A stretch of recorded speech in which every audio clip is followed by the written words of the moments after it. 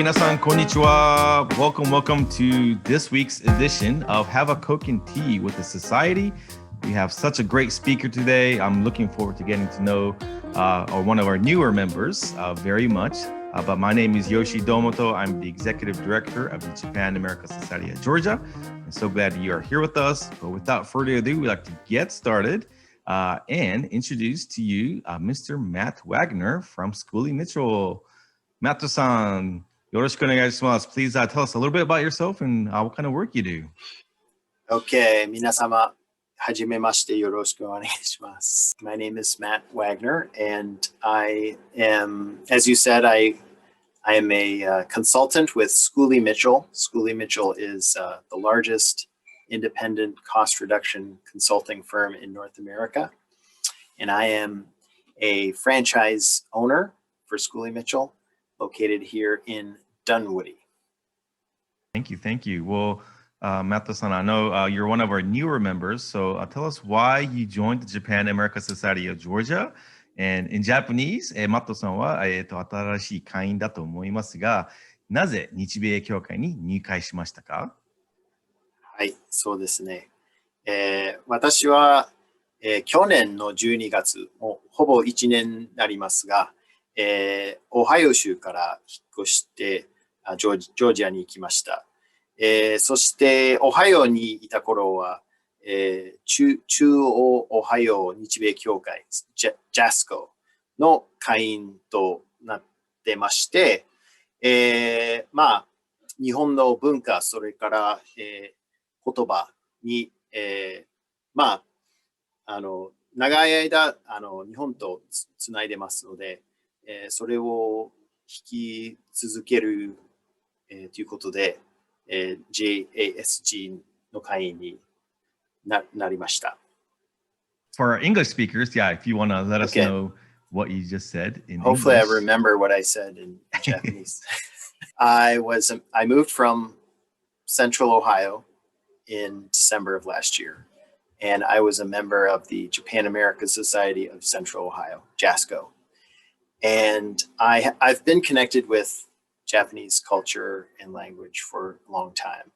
And I wanted to continue that connection living here in Georgia. Wonderful. Thank you. Thank you so much for sharing in both English and Japanese. We're definitely looking to kind of conversing more in Japanese now that I know that you're just as fluent as I am, right? So. 緊張してます。But moving forward, so now that we know that you speak Japanese, so what got you connected to Japan? What was your first connection to Japan? 最初日本語で答えさせていただきます。私はですね、高校生の頃に、日本の熊本県で1年間留学生しました。それから、その1年間が終わってアメリカに戻った後に、大学で、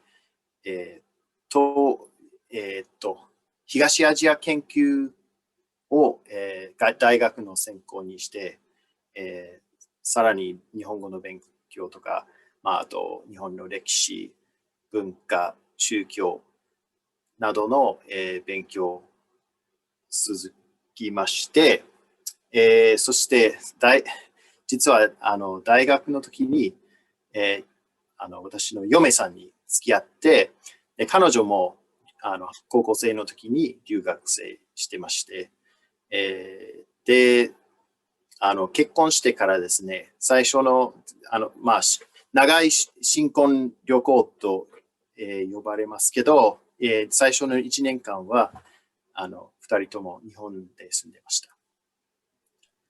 わあ、すごいですね。もうマットさんはもう若い頃から日本とのつなぎがあって、もうずっとそのことをしてるんですね。Great. Well, thank you so much. And can you share a little bit in English as well? Sure. When I was a high school student, I went to Japan to Kumamoto Prefecture as an exchange student.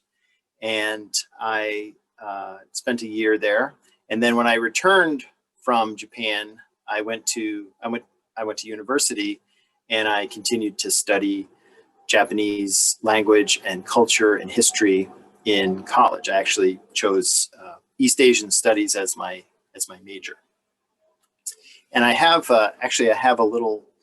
I can show you some pictures of my time in Japan as a high school student. Sure, please do. And while you show some of your images, maybe you can tell us some of your most favorite experiences in Japan too. Absolutely.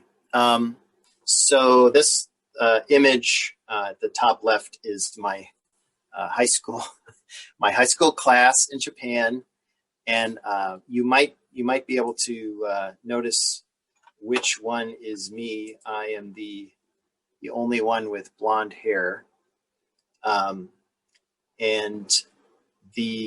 some of my this page also kind of shows some of my favorite experiences when I was living in Japan.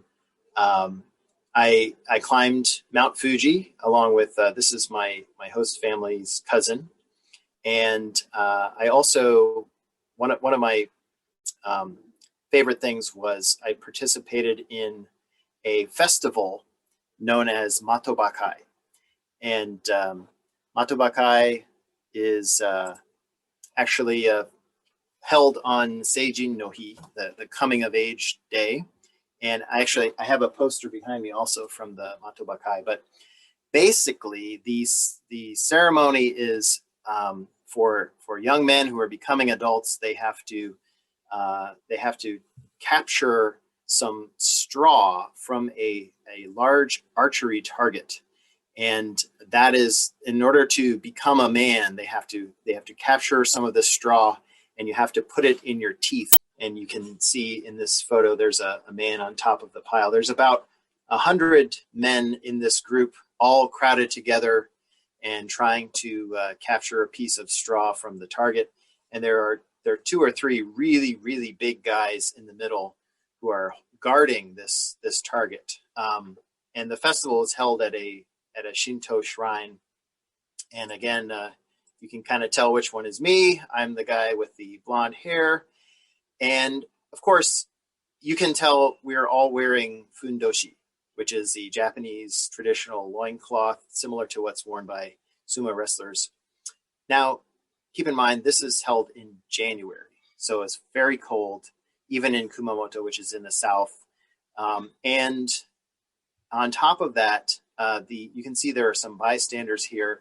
They would, every few minutes or so, while we're all sort of wrestling together to get the straw, they would throw buckets of cold water on top of us. So we're basically half naked, all wet, and scrambling with one another to try and capture the straw. And eventually we ended up in the Ariake Sea, in basically the ocean. So that was a very interesting experience.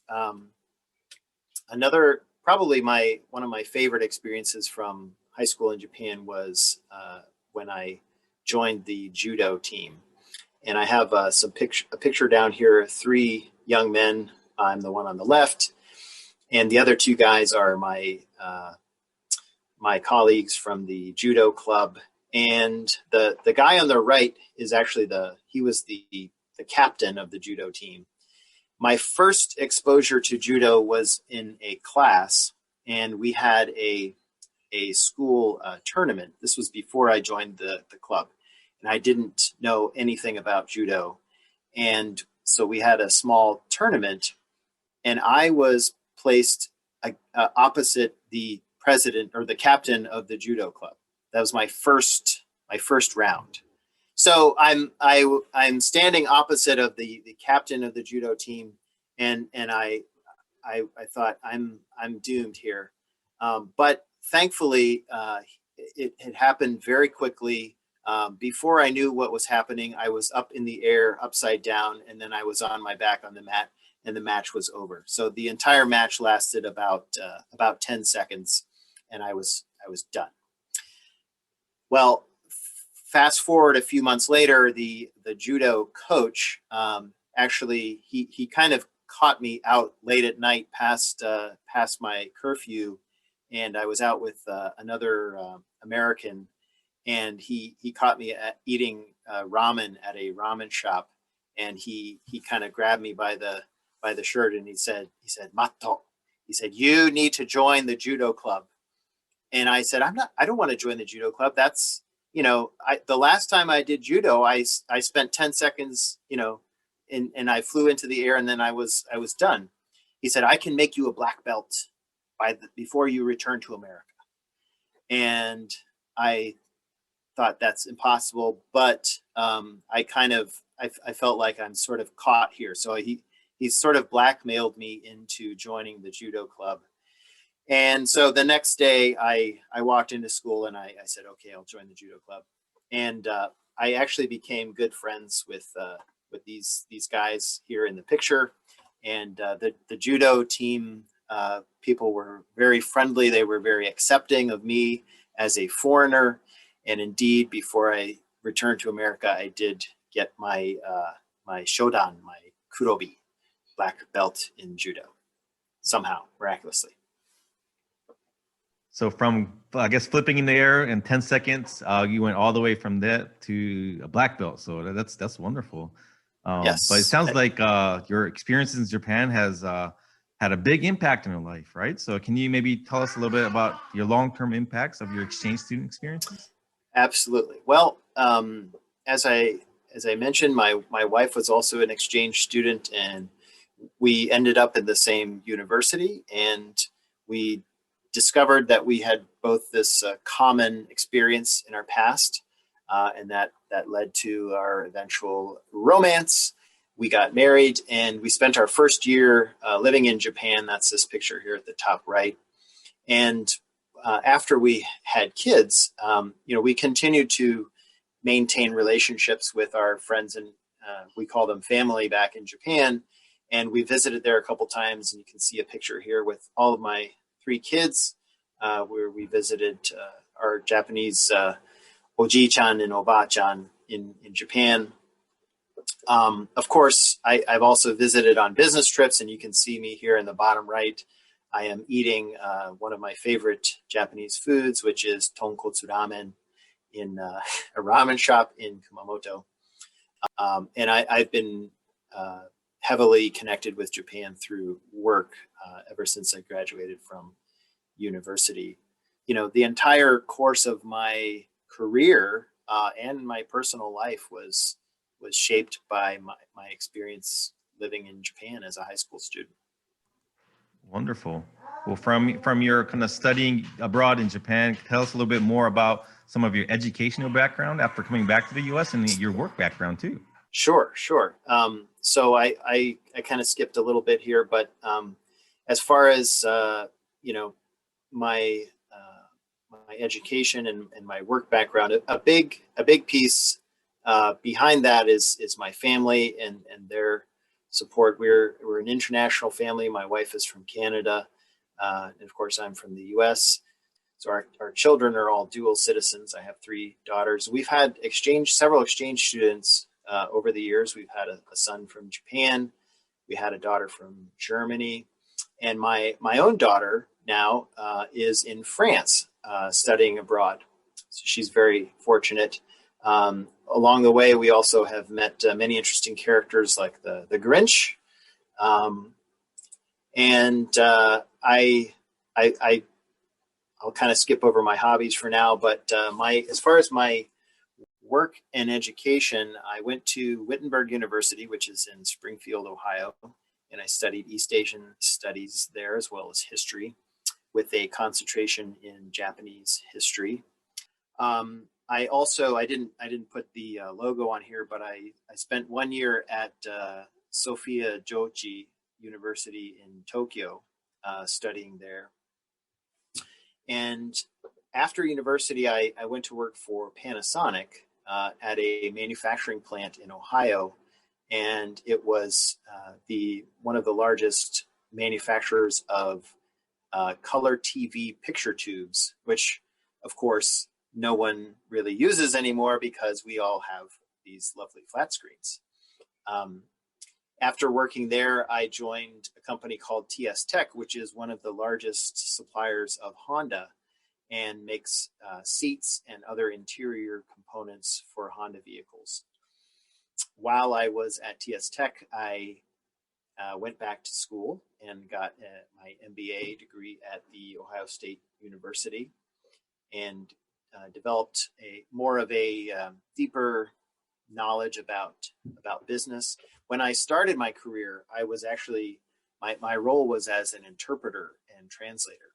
And very quickly, I realized that I wanted to learn more about business. I wanted to learn about how the company was operating, and so that was what prompted me to want to study more about business. As many people may be familiar, if you work in a Japanese company, you're probably going to change roles a few times because the company really wants to develop you as a person and as a corporate citizen. So I moved around within the company several times. I had the good fortune to get a lot of different types of experiences. I was a information systems auditor for a time, and then towards the latter part of my time at TS Tech, for 6 years I was in human resources. And along the way, I picked up a certification from the Society of Human Resources Management, and I also went through a management training program in diversity and inclusion. And then in March of this past year, 2020, I left my company because my wife got a dream job, a dream promotion here in Atlanta, Georgia. So we moved down here, and at the time I didn't know that my job prospects would be limited by this global pandemic, but it turned out to be probably the best thing for me because I started to basically reimagine my career, and I decided to start my own consulting business, and I became a franchisee of Schooley Mitchell. Well, I know working for so many Japanese companies, you learned a lot of different things. Tell us some of the most important lessons that you take away to Schooley Mitchell, and tell us a little bit about Schooley Mitchell and types of services you provide. Absolutely. So from basically 22 years that I spent in Japanese companies, I learned so many things, more than I can count, but I really there were probably three things that really have stuck with me that are very important to me. The first thing is the importance of being diligent and being consistent, and that if you continue to work hard and very consistent, that over time that will pay off. And sometimes Japanese society or Japanese corporate life has been compared to an ant colony, right? Because there are lots of people, and they seem to be doing small tasks, but these small tasks done consistently over time can create some really amazing and wonderful results. So that was one lesson. Another lesson was to always keep the customer's perspective in mind. And I've put a little picture here. This is sort of a famous picture, maybe to Western audiences. You can, depending on how you look at this picture, it can be seen as a young woman with flowing hair, or it can be seen as an old woman with a scarf over her head. And I was really impressed during my time working in Japanese corporations that the customer's perspective is always top of mind, and there's a continuous quest to satisfy the customer, and everything that we do is directed at improving the results for the customer. And that was really, really important. I think that's one of the reasons why Japanese companies have been able to create so many great products, reliable products, high quality products over time. I think about the Honda Accord, the Honda Odyssey. I drive a Honda Odyssey. I've driven Honda Odyssey for the last 14 years, and it's a great vehicle. Not the same Odyssey, but the third thing that I really took away from my time in Japanese companies is to always plan ahead and be prepared. Japanese society and particularly corporate culture is it's very much about planning and thinking ahead, Many companies have a 50-year plan or a 100-year plan. And while that might seem a little bit too long for most American companies, I think it is important to think ahead about, where do you want to be in the future, and to start preparing now, to think about what can I do today to be ready for tomorrow. What can I do tomorrow to be ready for a year from now, and that sort of thing. So even if it's not raining today, or if it's not raining right now, maybe I'll bring my umbrella along in case it rains later on. Great. So there's so many lessons that I know that you're taking into your new role right now, right? So tell us a little bit more about Schooley Mitchell and the services you provide. Absolutely. Schooley Mitchell, as I mentioned, is a cost reduction consulting company. That's what we are experts at.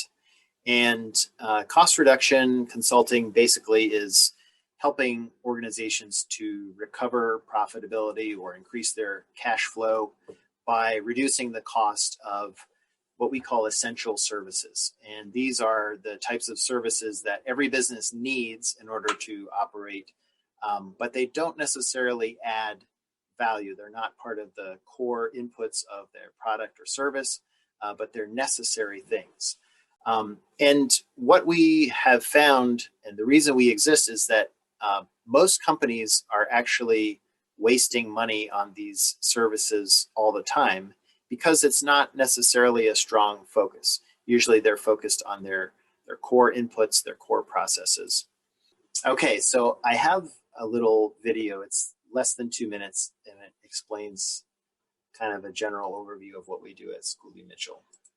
Exactly. Okay, let's say this is you. The video Maybe you're in charge of the department that manages that company's finances, or you're in charge of an IT team that does important stuff. And, either way, you're busy, when really I was busy. working I bet you'd like to have more time to get stuff done and more capital to spend on things that matter to you. Whether you need more time or more money, Schooley Mitchell can help. Even since 1998, we've helped over 20,000 businesses save an average of 28% on their various business expenses, including areas such as telecom, merchant services, shipping, and waste. When combined, these services often represent 15 to 20% of a business's expenses, and most companies have several vendors they have to manage, making things complicated. Schooley Mitchell can act as a single point of contact to manage all these relationships so you can focus on what you do best. And we do it with complete objectivity. We have no ties to any of the vendors or processors. In fact, 80% of the time, our recommendations entail no supplier change. So how do we save people that much money? Let me show you how. We have a database of over 20,000 clients' pricing because we're the ones who put those deals together. So whether you have 100 lines with AT&T or 5 bins with Waste Management or 10 shipments per day with FedEx, we know what you should be paying for it. Our service is truly an everybody wins situation. If we can save you money, our compensation is a percentage of your savings. The rest goes to you. If we can't save you money, you just received a free independent audit of your services. Simple, huh? You just save time and money with no risk. Schooley Mitchell just made life easier. The video kind of mentioned the different types of expenses where we help companies. And when I was working in the corporate environment, I was actually responsible for HR. And the interesting thing was that even as an HR person, a lot of my job responsibilities were other things that were not related directly to HR. So as a matter of fact, I was responsible for all of our waste management contracts, and also responsible for a lot of shipping of packages and documents. We didn't handle merchant services, but we certainly had a lot of telecom expenses. And telecom was handled primarily by the IT department. And the IT department was also responsible for, of course, keeping our network running and keeping all of the computer systems maintained. So the sort of common thread with all of these different types of services the people who are responsible for handling these expenses are also responsible for lots of other things. They're wearing a lot of hats.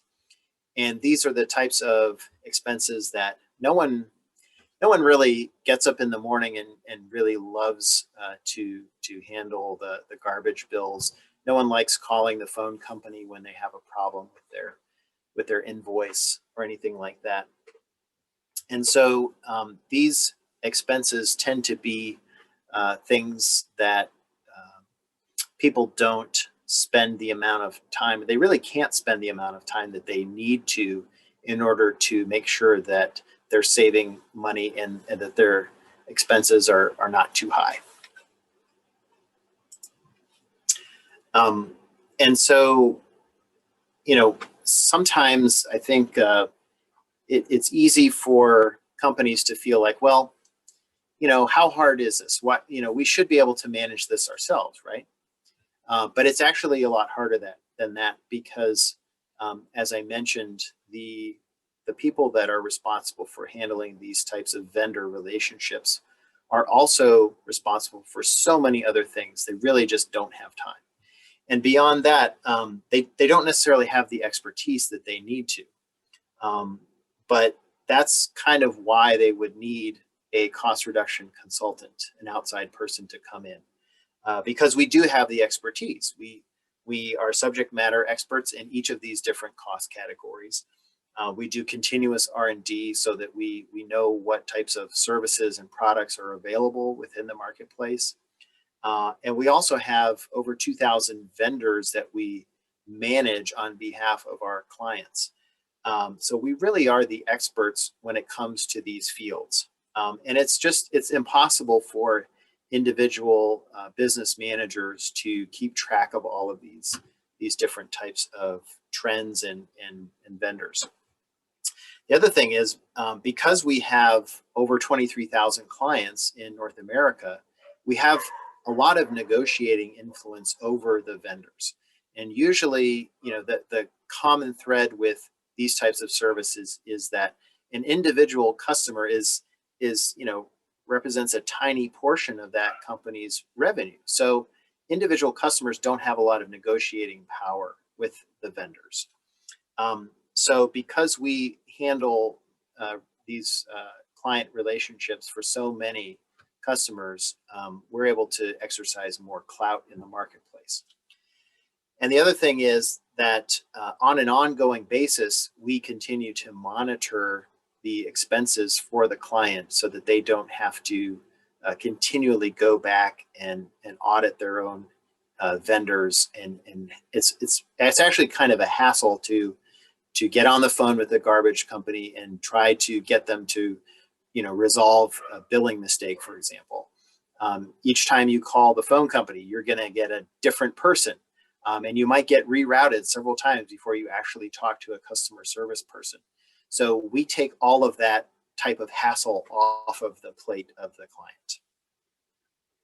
And, you know, when it comes to managing these types of expenses, you know, companies, a lot of companies are trying to do this internally on their own.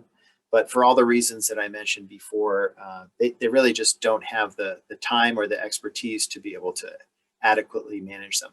Sometimes companies will be approached by a vendor who says, well, I can save you money on your telecom, for example. I can save you money on your phone or your internet. But those vendors are really not acting in an objective, independent way. They're trying to sell you their service. And they would love it if you would switch from your current vendor to their service. So you're really not getting independent advice in that case. And so that's the other advantage of working with Schooley Mitchell, because we are completely independent from all vendors. We don't get any kinds of commissions. We don't sell any services on behalf of vendors. We really are completely objective. So that's kind of a summary of what we do at Schooley Mitchell. And one of the things that really attracted me to Schooley Mitchell is this idea of, number one, you know, putting the customer first. Everything that we do is 100% in the customer's best interest. We only get paid a share of the savings that we find for the customer. So we are as invested in helping the customer as the customer is themselves. We become basically a partner with them, and we have the same motivation to help the customer and to make sure that they're saving money, make sure that they're satisfied. And I also really appreciated how Schooley Mitchell is helping companies to continuously improve, and that's another thing that's very important for all companies, but it's really been pioneered by Japanese companies, is the idea of Kaizen or continuous improvement, and that's really what we're helping them to do in an area where they don't have the expertise themselves. Great. Well, it sounds like it's just a win-win situation. No risk for your customers, unless they reduce their costs. It doesn't sound like you collect any revenue on your part, right? And all the fees you collect are directly from the savings. So it sounds like it's a win-win. Yeah. Exactly. Well, tell us, so how can you benefit our members? How can your services kind of help our members out, but also members of other organizations? Sure.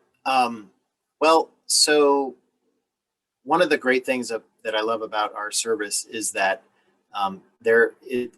it's only going to improve the bottom line for the customer.